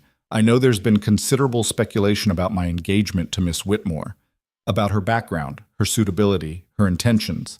I'd like to address those concerns directly." Clara's heart hammered. She hadn't prepared for this, had no idea what Adrian was planning. "Clara Whitmore saved my life," Adrian continued. "Not just in the obvious way, though she did quite literally prevent me from being murdered. She saved me by showing me what courage actually looks like, by demonstrating that integrity isn't about breeding or bank accounts. It's about choosing to do what's right even when it costs you everything." He turned to face Clara, and the love in his eyes was so clear, so absolute, that she felt tears threatening. "I'm not marrying her despite her background," Adrian said. "I'm marrying her because of it. Because she's survived things that would destroy most people in this room. Because she's stronger than anyone I've ever met. Because she looked at a corrupt system and refused to be silent even when silence would have kept her safe." His voice grew stronger. "And because I love her more than I thought it was possible to love anyone." The ballroom was absolutely silent. "So yes," Adrian concluded, "Clara Whitmore is going to be my duchess. And if that makes some of you uncomfortable, if that challenges your ideas about class and propriety and who deserves power in our society, good. It should. Because this world needs changing, and she's going to help me change it." He raised Clara's hand to his lips, kissed it gently, and the ballroom exploded. Some guests applauded, tentatively at first, then with growing enthusiasm. Others looked scandalized. whispering furiously behind fans and handkerchiefs. Margaret Ashford stood frozen in fury, but the Dowager Countess of Pemberton clapped loudly, her cane thumping approval, and several other influential matrons followed her lead. Clara couldn't speak, couldn't process what had just happened. Adrian had just declared his love in front of London's elite, had challenged them to accept her or be damned, had staked his reputation and social standing on her worth. "You didn't have to do that," she finally whispered. "Yes, I did. They needed to know that you're not negotiable, that this isn't some passing fancy or mistake I'll regret. You're my choice, my future, and anyone who can't accept that can—" Clara kissed him before he could finish. Right there in the middle of the Ashford ballroom, in front of hundreds of witnesses, she pulled him down and kissed him with all the love and fear and desperate hope she'd been carrying since that night in the alley. When they finally broke apart, the applause had grown louder. Even some of the skeptical guests were smiling now, caught up in the romance of it all. "Well," Adrian said, slightly breathless, "that's one way to make a statement. I learned from the best." The rest of the ball passed in a blur. Some guests approached to offer congratulations, genuine or otherwise. Others kept their distance, disapproval clear. Margaret Ashford left early, her exit marked by a slam of doors that echoed through the mansion. But Clara noticed something shifting. The Dowager Countess made a point of introducing her to other influential women, each introduction a subtle endorsement. Several younger guests sought her out, curious and interested rather than hostile. And by the end of the evening, Clara had received 3 invitations to other society events. "You survived," Adrian said as they climbed into his carriage for the ride home. "We survived," Clara corrected. She was exhausted, every muscle aching from hours of standing in unfamiliar shoes, her face sore from maintaining a pleasant expression. But underneath the exhaustion was something else, something that felt like triumph. "Was it as terrible as you feared?" "Worse. And better." Clara leaned against his shoulder. "Margaret will never forgive me, and half of London thinks I'm either a fortune hunter or a naive fool. And the other half? The other half is at least willing to wait and see what happens next." She looked up at him. "That speech you gave, about me changing the world with you. I meant every word. I know. That's what scares me." Clara sat up straighter. "Because now I actually have to do it. Have to prove I'm worth all this faith you've placed in me." "You already have." Adrian took her hand, and the ring on her finger caught the lamplight. "You stood in that ballroom and refused to apologize for who you are. You faced down Margaret Ashford and didn't flinch. You made the Dowager Countess of Pemberton laugh. Clara, you didn't just survive tonight. You won. This was just one battle. Then we'll fight the next one, and the one after that." He kissed her forehead gently. "Together." Clara looked out the window at London passing by, the grand houses giving way to more modest neighborhoods, the gaslight glow fading into darker streets. Somewhere out there was Whitechapel, where her family still lived in a tenement, where children still went hungry, where the poor still struggled under systems designed to keep them powerless. She'd escaped that world, but she hadn't forgotten it, would never forget it. And now, improbably, impossibly, she had the power to change it. The carriage rolled on through the night, carrying Clara toward a future she was only beginning to understand. A future where a bookshop clerk could become a duchess, where love could bridge impossible divides, where courage could reshape a world built on cruelty and indifference. It wouldn't be easy. Margaret would strike back. Society would test her. And there would be 1,000 moments where Clara questioned whether she truly belonged in Adrian's world. But tonight, for the first time, she believed it might actually be possible, not just to survive in this new world, but to thrive in it, to use the power and privilege that came with being a duchess to help the people left behind, to prove that someone like her, someone who'd started with nothing, could rise high enough to make a real difference. The war wasn't over, but Clara had won the first real battle, and she was just getting started, The retaliation came faster than expected. 2 weeks after the ball, Clara received a summons to appear before the Board of Charitable Foundations, a prestigious committee that oversaw philanthropic work throughout London. The letter was formal, cold, and signed by Lady Margaret Ashford herself, who apparently served as the board's chairwoman. "It's about the housing initiative," Adrian explained when Clara showed him the summons. They were in his study, surrounded by plans and proposals they'd been developing to improve conditions in Whitechapel. Margaret knows we're planning to build affordable housing for working families. She's going to try to block it. Can she do that? The board controls significant funding. If they refuse to support the project, most investors will follow their lead. Without money, we can't build. Adrian's jaw tightened. She's attacking where it hurts most, not at us directly, but at the people we're trying to help. Clara stared at the letter, feeling rage build in her chest. This was how power worked in this world, not through direct confrontation, but through bureaucracy and influence, through committees and conventions that kept outsiders out and the status quo intact. Then I'll go, Clara said. I'll make them listen. They won't listen. They've already decided. Adrian took her hand. Margaret's probably spent the last 2 weeks convincing every member that you're unqualified, that the project is poorly planned, that giving money to people in Whitechapel will only encourage laziness and vice. That's how they think. Then I'll change how they think. Clara, no. She stood, the letter crumpling in her fist. I've spent my whole life being told I don't have the right to speak, to decide, to matter. I'm not doing it anymore. If Margaret wants to use her position to hurt the people I grew up with, she's going to have to do it to my face. The Board of Charitable Foundations met in a townhouse in Belgravia, all marble columns and oil paintings of stern-faced philanthropists who'd probably never set foot in the neighborhoods they claimed to help. Clara entered the meeting room in her simplest dress, deliberately chosen to remind everyone where she'd come from, and found herself facing 12 committee members seated behind a long mahogany table like judges at a trial. Lady Margaret sat at the center, her expression one of cool satisfaction. "Miss Whitmore," Margaret said, her voice dripping false courtesy. "How kind of you to attend. We've been reviewing your proposal for the Whitechapel Housing Initiative, and we have some concerns." "I'm here to address them," Claire replied evenly. "Excellent. Let's begin with the fundamental question. What qualifies you to oversee a project of this magnitude?" Margaret gestured to the other board members. "Most of us have decades of experience in charitable work. We understand the complexities of poverty relief, the dangers of creating dependency, the importance of maintaining social order. You're a bookshop clerk who's been in society for less than a month. Help us understand why we should entrust you with thousands of pounds and the welfare of hundreds of families." The trap was obvious. If Clara claimed expertise, she'd be called presumptuous. If she admitted inexperience, she'd be dismissed as unqualified. Either way, Margaret had positioned the question to be unanswerable. Clara had spent her whole life navigating traps like this. "You're right," she said. "I don't have your experience in charitable work, but I have something none of you do. I've actually been poor." A murmur ran through the committee. Margaret's eyes narrowed.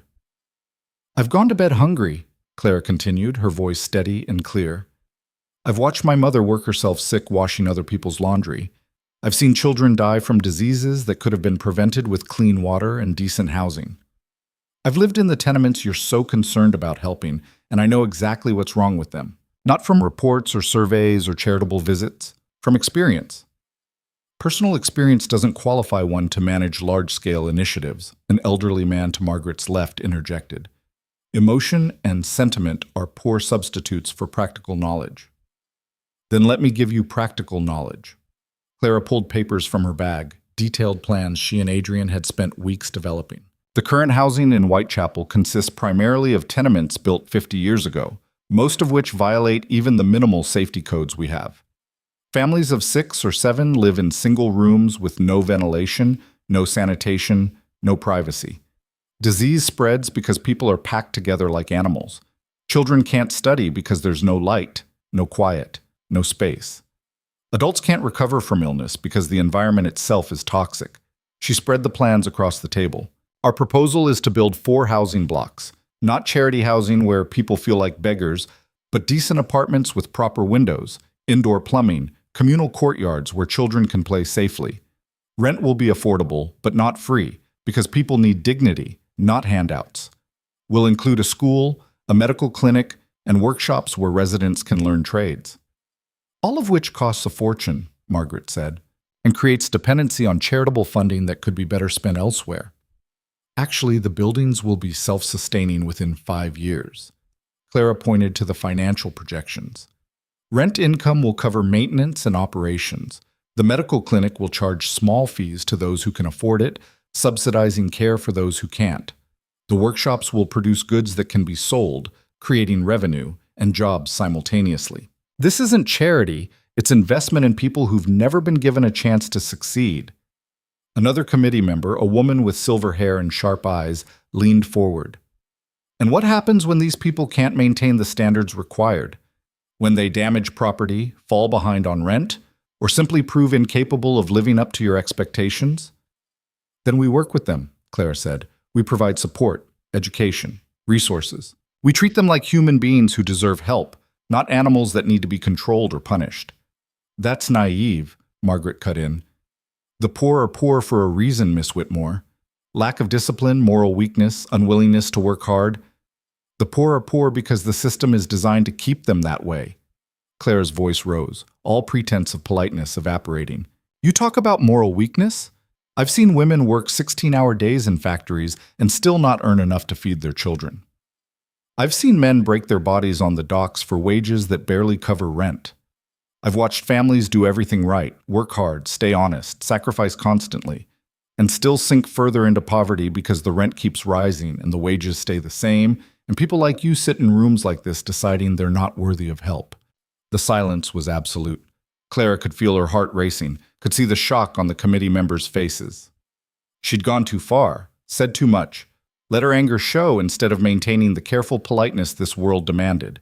But she was done being polite. You want to know what qualifies me? Clara looked each committee member in the eye. I qualify because I know these people. I am these people. And I'm not asking for your permission to help them anymore. I'm telling you that this project is happening, with or without your funding. The Duke of Thornbury and I will use his personal fortune if necessary. But we'd rather have your support, because it would mean more than money. It would mean that people in power actually care about changing a system that's broken. She gathered her papers, started to leave, then turned back. One more thing. You talk about dependency and moral weakness. But the real moral weakness is sitting in rooms like this, surrounded by wealth you didn't earn, making decisions about people you've never met, and convincing yourselves you're being charitable instead of cruel. You're not protecting society from the poor. You're protecting your own privilege from people who might challenge it. Clara walked out without waiting for dismissal. She made it to the street before her knees went weak, before the adrenaline crash hit, and she had to lean against a lamppost to stay upright. She'd burned that bridge to ash. Destroyed any chance of the committee's support, probably made enemies of everyone in that room. And she didn't regret a single word. That was extraordinary. The voice came from behind her. Clara turned to find the silver-haired committee member standing in the doorway, a slight smile on her face. I'm Lady Evelyn Cartwright, and I've been waiting 30 years for someone to say those things to Margaret Ashford's face. What? Walk with me. Lady Evelyn linked her arm through Clara's like they were old friends. I need to tell you a story. They walked through Belgravia's pristine streets while Lady Evelyn talked. Her story was simple and devastating. She'd been born to a wealthy family, married well, spent decades doing the charitable work expected of her station. But 5 years ago, her daughter had fallen in love with a factory worker.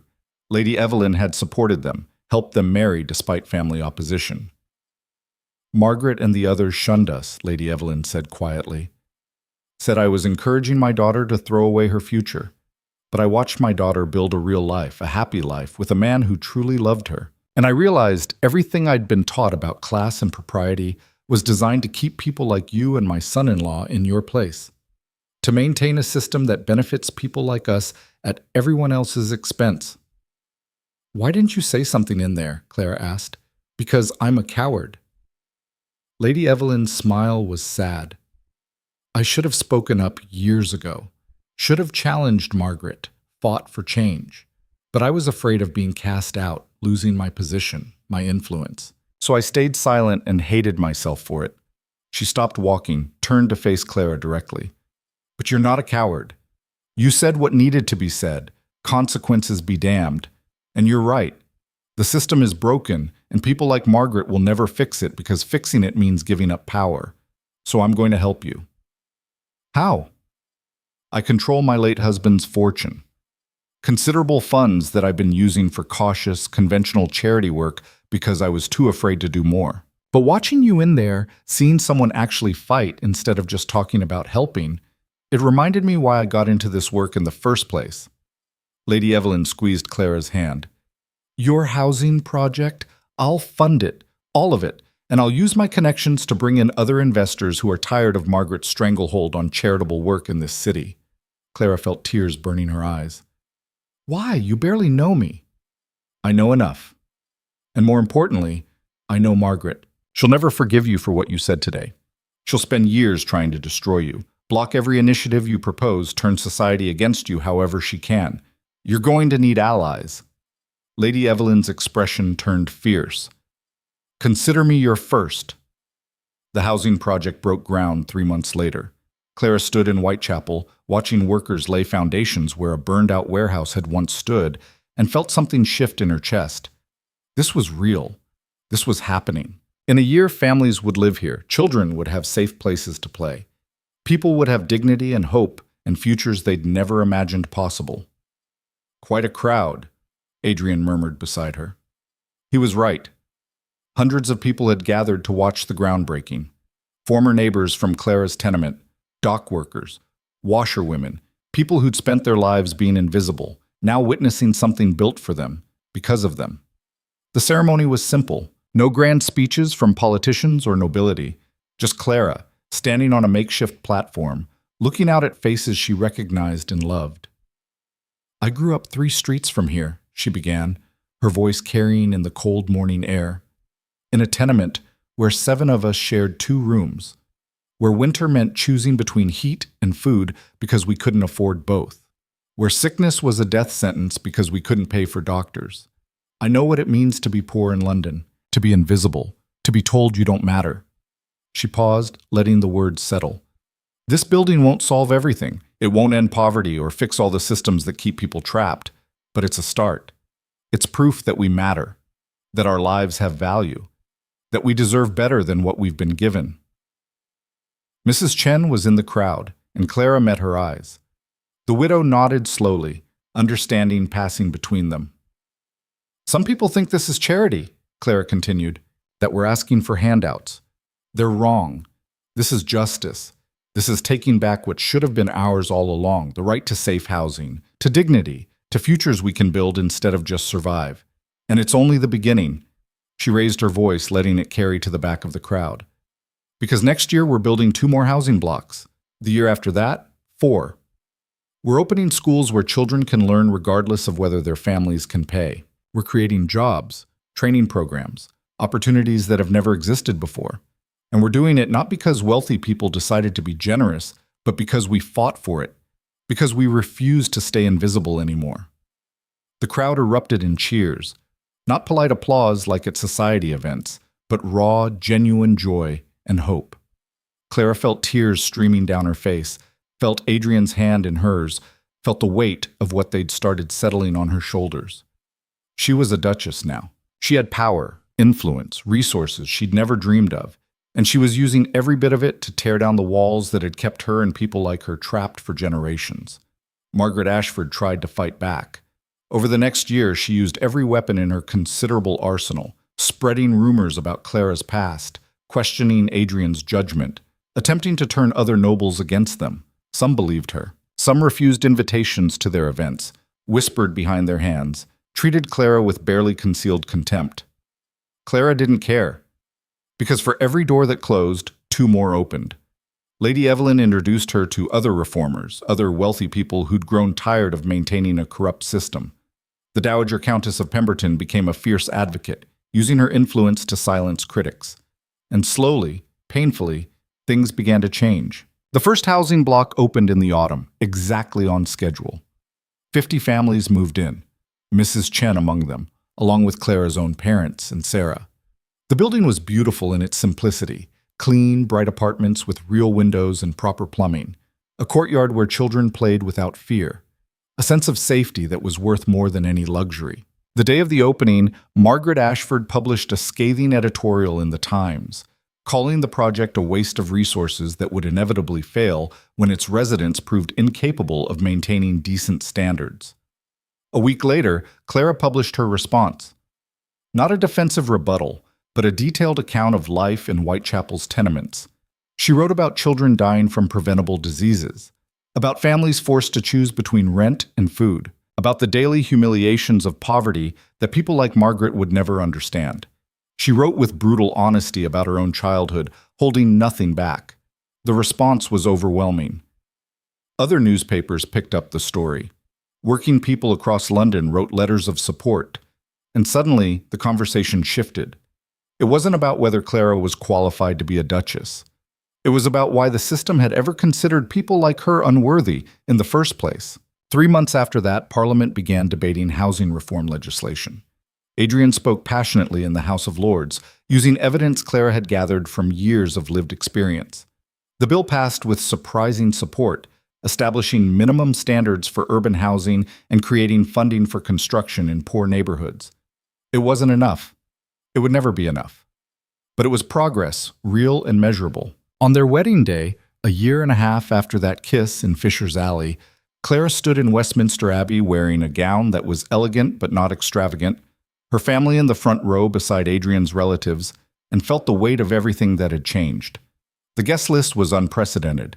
Dukes and duchesses sat beside dock workers. Society matrons shared pews with washerwomen. Lady Margaret Ashford had declined her invitation with icy formality, but Lady Evelyn sat in a place of honor, beaming with pride. When the Archbishop asked if anyone objected to the union, silence filled the abbey. Not because everyone approved, Clara could see the tight lips and disapproving frowns on some aristocratic faces, but because objecting now would be admitting defeat. Clara had won. She'd proven she belonged not by becoming one of them, but by forcing them to expand their definition of who deserved power. I, Adrian Edward Blackthorne, take thee, Clara Elizabeth Whitmore, to be my lawfully wedded wife. The vows felt like revolution dressed as ceremony. A duke marrying a former bookshop clerk, promising not just love, but partnership. Not just fidelity, but equality. Not just devotion, but shared purpose in changing a world that had tried to keep them apart. I, Clara Elizabeth Whitmore, take thee, Adrian Edward Blackthorne, to be my lawfully wedded husband. Clara's voice rang clear through the abbey. No hesitation, no doubt. This was her choice, made with full knowledge of what it meant. The challenges they'd face, the opposition that would never fully disappear, the constant battle to prove that love and justice could coexist with power and privilege. I now pronounce you husband and wife. The kiss was softer than their first. No desperation, no lies, just truth and promise, and the certain knowledge that they'd fight every battle ahead together. As they walked down the aisle, Clara caught Sarah's eye. Her sister was crying, but smiling too, pride and joy radiating from her young face. Next to her, Clara's mother clutched her father's hand, both of them looking overwhelmed but happy. These people had survived Whitechapel's cruelty through sheer stubborn will, and now they were witnessing one of their own standing equal to dukes and ladies. Outside the abbey, crowds had gathered, not just society spectators, but working people from across London. The newspapers had been covering the wedding for weeks, and Clara's story had captured imaginations. The poor girl who'd risen through courage rather than scheming, who'd used her new position to help others instead of forgetting where she came from. "Speech!" someone shouted from the crowd. Clara looked at Adrian. He nodded, squeezing her hand. She stepped forward, still in her wedding gown, and addressed the crowd. "A year and a half ago," she said, "I was invisible. I worked in a bookshop, lived in a tenement, and thought my life would never be more than survival. Then I made a choice, a reckless, possibly stupid choice, to save a stranger's life. And that choice led to everything that's happened since." The crowd was silent, listening. "I'm not telling you this story because it's romantic or inspiring," Clara continued. "I'm telling you because it proves something important. We're not powerless. We never were. The system that keeps us poor, that tells us we don't matter, that insists we accept our place, it only works if we believe it.